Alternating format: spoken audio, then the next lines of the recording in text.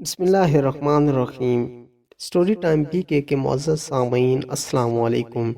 ہماری کہانی مصر کی ملکہ جاری ہے اور آج اس کہانی کا اگلا حصہ میں پیش کرنے جا رہا ہوں۔ کہانی پہ جانے سے پہلے جن دوستوں نے میرا چینل سبسکرائب نہیں کیا ان سے گزارش ہے کہ میرا چینل سبسکرائب کریں اور ساتھ ہی بیل کے آئیکن پر کلک کریں۔ تو چلتے ہیں کہانی کے اگلے حصے کی طرف۔ دوسری جانب امبر بھی خلاف توقع سفر پر روانہ ہونے کو بے تاب تھا۔ منہ اندھیرے ہی میں اٹھ بیٹھا اور سفر کی تیاریاں کرنے لگا۔ پولکا بھی آنکھیں ملتا ہوا جاگ پڑا۔ وہ زیادہ دیر تک سوئے رہنے کا عادی تھا۔ وہ جلدی جگا دیے جانے پر بڑبڑ کر رہا تھا۔ اس نے کہا، میرے آقا، کیا یہ سفر کل شام تک کے لیے ملتوی نہیں ہو سکتا؟ رجال نے اسے ڈانٹ کر کہا، بکواس بند کرو پولکا۔ پولکا دبک کر خاموش ہو گیا۔ رجال تو یہ کبھی گوارا ہی نہیں کر سکتا تھا کہ امبر کے ذہن میں ایک پل کے لیے بھی سفر کو ملتوی کر دینے کا خیال پیدا ہو۔ رب عظیم کا شکر تھا کہ وہ بڑے اہنامک تیاریوں میں لگا ہوا تھا۔ امبر کی ماں نے اس کے کپڑے ایک تھیلے میں رکھ دیے۔ راستے کے لیے اسے بطخ کا بھنا ہوا گوشت ساتھ کر دیا۔ پولکا گھوڑوں کو چارہ ڈال کر ان کی مالش کر رہا تھا اور بڑبڑائے جا رہا تھا۔ سورج نکلنے سے پہلے پہلے دونوں گھوڑے تیار کھڑے تھے۔ باپ نے امبر کو سینے سے لگایا۔ ماں نے سر پر ہاتھ پھیر کر چوما اور کہا، بیٹے، رب عظیم تمہارا سفر حفاظت سے طے کروائے۔ بیٹا، راستے میں پڑاؤ کرتے جانا۔ فکر نہ کریں ابا جان، میں بڑے آرام سے شام پہنچ جاؤں گا۔ رجال نے پولکا کے کان کھینچ کر کہا، پولکا، امبر کی حفاظت اور آرام کا خاص خیال رکھنا اور منزل پر پہنچا کر فوراً واپس آ کر ہمیں خیریت کی اطلاع دے دینا۔ جو حکم میرے آقا، مگر برائے مہربانی میرے کان چھوڑ دیجیے۔ امبر نے گھوڑے پر سوار ہو کر کہا، خدا حافظ ابا جان، خدا حافظ امی جان، خدا حافظ بیٹے۔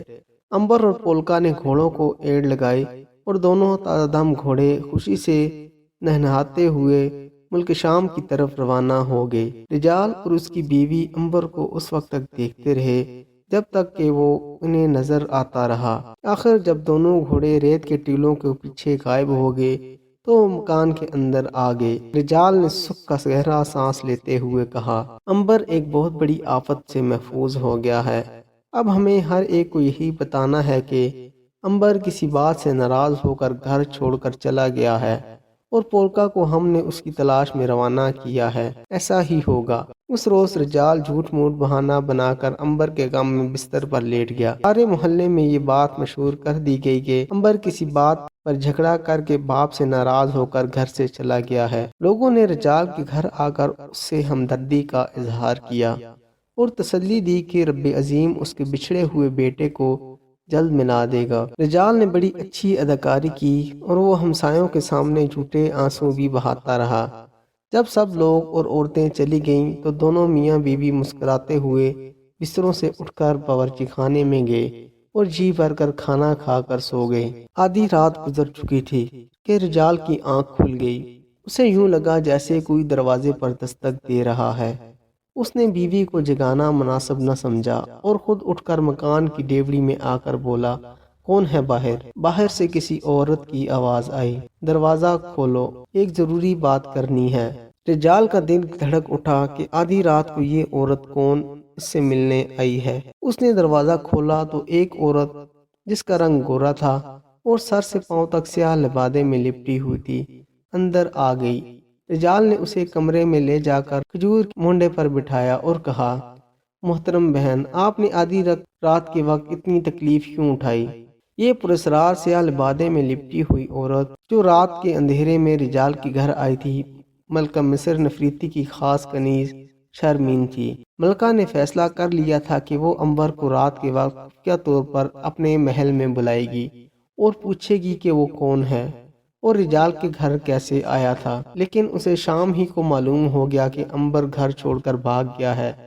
ایک لمحے کے لیے اسے خیال آیا کہ شاید رجال نے جان بوجھ کر اسے بھگا دیا ہے، مگر اس کے جاسوس حبشی نے آ کر اطلاع دی کہ امبر کے باپ کا غم سے برا حال ہے اور وہ بستر پر بیمار پڑا ہے۔ ملکہ نے رات کو حبشی غلام کے ہمراہ شرمین کو صحیح صورتحال معلوم کرانے کے لیے رجال کے لیے گھر بھیجا تھا۔ شارمین نے مونڈے پر بیٹھتے ہی کہا، سنو رجال، میں ملکہ مصر نفریتی کی طرف سے تمہارے پاس یہ معلوم کرنے آئی ہوں کہ امبر کہاں ہے۔ رجال سر سے پاؤں تک کانپ گیا، جس کا اسے اندیشہ تھا وہی بات ہو کر رہی تھی۔ اس رب عظیم کا شکر ادا کیا کہ عین وقت پر وہ امبر کو گھر سے بھگا چکا تھا۔ رجال نے آنکھوں میں آنسو بھر کر کہا، نیک دل بہن، امبر میرے دل پر جدائی کا داغ لگا کر گھر سے چلا گیا ہے۔ وہ کام سے جی چرانے لگا تھا۔ پرسوں میں نے اسے سب کے سامنے ڈانٹ دیا، بس اس کا اس نے برا مانا اور کل وہ گھر سے فرار ہو گیا۔ اس کے غم میں میرا اور اس کی ماں کا برا حال ہو رہا ہے۔ شارمین کو یقین سا آ گیا کہ رجال سچ کہہ رہا ہے۔ اس نے پوچھا، کیا تمہیں اندازہ ہے کہ امبر بھاگ کر کدھر گیا ہوگا؟ میں کیا عرض کر سکتا ہوں اچھی بہن، میرا تو کوئی رشتہ دار بھی کہیں نہیں ہے۔ رب عظیم میرے لخت جگر کو جلدی واپس لائے، نہیں تو اس کی ماں تو غم سے مر جائے گی۔ مگر نیک دل بہن، ملکہ عالیہ نے اس غریب کے بچے کو کس لیے یاد کیا تھا؟ اب شارمین نے جھوٹ بولتے ہوئے کہا، سپہ سالار کو غصہ تھا کہ اس روز تمہارے بیٹے نے شاہی سواری کے گزرنے کے وقت باہر نکل کر گستاخی کیوں کی۔ ملکہ کو معلوم ہوا کہ سپہ سالار امبر کو مروانا چاہتا ہے تو انہیں فکر ہوئی اور مجھے بھیجا کہ معلوم کروں کہ امبر محفوظ ہے۔ رجال سمجھ گیا کہ شارمین جھوٹ بول رہی ہے۔ وہ دونوں ہی جھوٹ بول رہے تھے، مگر دونوں ایک دوسرے کے جھوٹ سے بے خبر تھے۔ رجال نے شارمین سے کہا کہ وہ ملکہ عالیہ کا اس کی طرف سے شکریہ ادا کر کہ انہوں نے اس کے بیٹے کا اتنا فکر کیا۔ پھر وہ رونے لگا۔ شارمین نے اسے تسلی دی اور جلدی سے باہر نکل گئی۔ کھجور کے درختوں تلے حبشی غلام گھوڑے لیے انتظار کر رہا تھا۔ شارمین گھوڑے پر سوار ہو کر رات کے اندھیرے میں گم ہو گئی۔ رجال نے بیوی کو جگا کر ساری بات بتائی تو اس نے بھی رب عظیم کا شکر ادا کیا کہ امبر کی جان بچ گئی تھی اور وہ مصر سے نکل گیا تھا۔ دوستو، کہانی ابھی جاری ہے۔ کہانی کا اگلا حصہ اگلی ویڈیو میں پیش کروں گا۔